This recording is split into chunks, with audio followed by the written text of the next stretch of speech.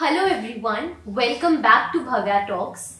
Today I have with me Ma'am Akanksha Ola, who is the Secretary of All India Mahila Congress. Ma'am contested MLA elections in 2020 February from Model Town. Ma'am is also the third generation politician of Congress. I would like to begin by stating the study done by United Nations of 4,000 plus constituencies in India for an entire period of 20 years from 1992 to 2012 across 4 election cycles. The dots on the map before you will tell you about the constituencies which were women-led at some point in time. It was found that women-led constituencies contributed 1.8% more to the GDP of India. That means any constituency which was women-led at all contributed 15% more to the GDP. With this, I clear the doubts in our mind, if any, about the capability of a woman.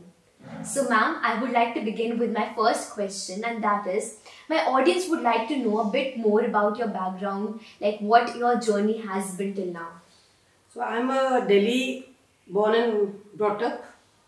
I studied in Jesus and Mary College. I did my history honors from there, got married.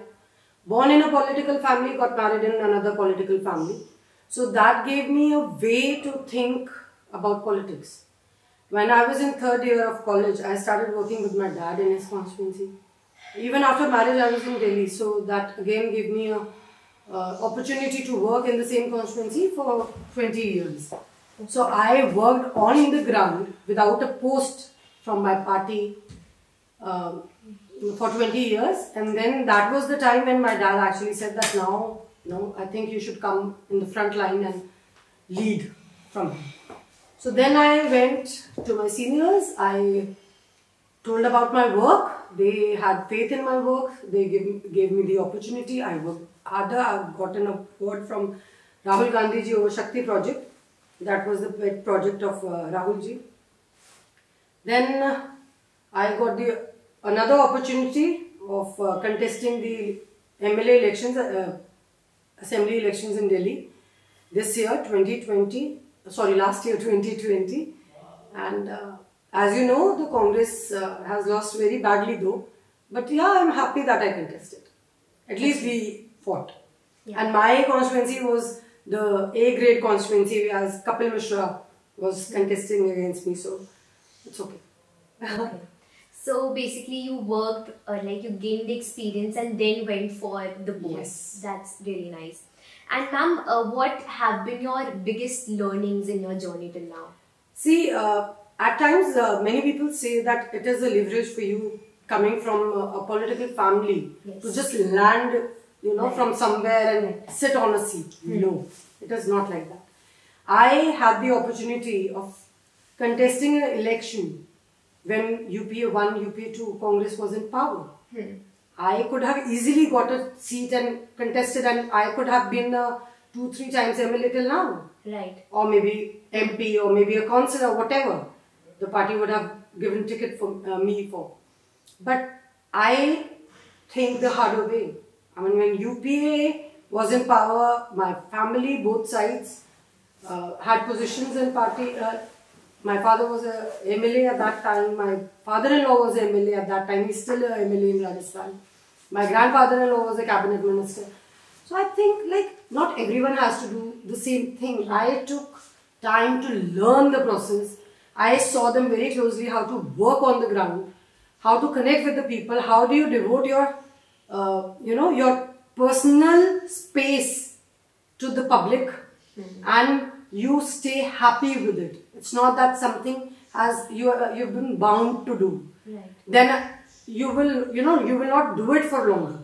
So if you enjoy doing it, only then you can do it.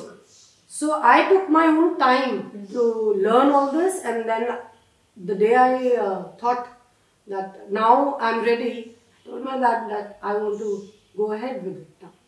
Really inspiring, ma'am. And ma'am, my next question would be, in today's generation, when there is so much awareness about women empowerment and the need to uplift women into especially the political arena, where the women lag so much behind because so ma'am, in this like according to you, even now do the whole male class or the male counterparts hesitate in sharing power with their female counterparts? Like, can I say that? Is that fair to say so? To an extent, we can say yes, but it's not with everyone. You know, exceptions are always there though.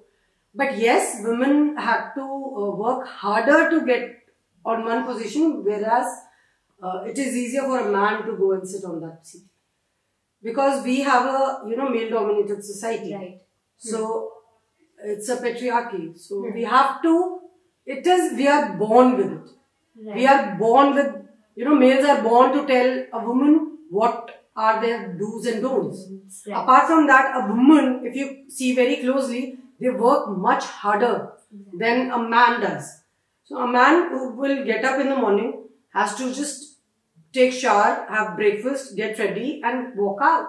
Whereas a woman takes care of the house, she has to plan the whole day accordingly, but she's multitasking and she's so efficient that she works only for 4 hours a day and she does double the work of a man. Right, absolutely, ma'am. And ma'am, being a woman yourself, did you face any kind of discrimination or difficulty, any obstacle in your journey till now? No, not really, but yeah, at times there's no obstruction, but yeah, resistance, I would say. Yeah. At times there is a little, you know, resistance from the males that come in, saying कि आप तो महिला हैं जी, you know, you have that liberation. Though it is the opposite. But it's okay, this is part of life, you have to fight it. Yes, small instances. And women are very strong, Yeah. very strong mentally, emotionally, in every way. They know how to fight and how to make their own way. Yes. Yeah. So basically, not directly, but indirectly in small instances. Basically. It happens with, I think it happens with everyone in India. Everyone in India, right? And ma'am, like in the last general elections, 222 women contested elections, and there were 4 transgender women as well. But no, like majorly, no one won the elections. So ma'am, what is exactly the barrier for the political emancipation of women? Is it social? Is it education or financial? What exactly is the barrier that is stopping women? See, the foremost is education, yes. Second is financial, yes. Third, I don't think so. There are much barriers. Being a woman is not enough. You need to understand how the politics of that area, that local politics of that particular area where they are contesting from goes ahead. How you should know how to defeat your enemies, how to you know, save your men from getting, you know, switching from your side to the other side. So a woman has to be very smart at it, and she has to be 2 steps ahead of their opponents. So I don't see there is anything to do with woman or male in that scenario. Winning election is completely a different scenario. Okay.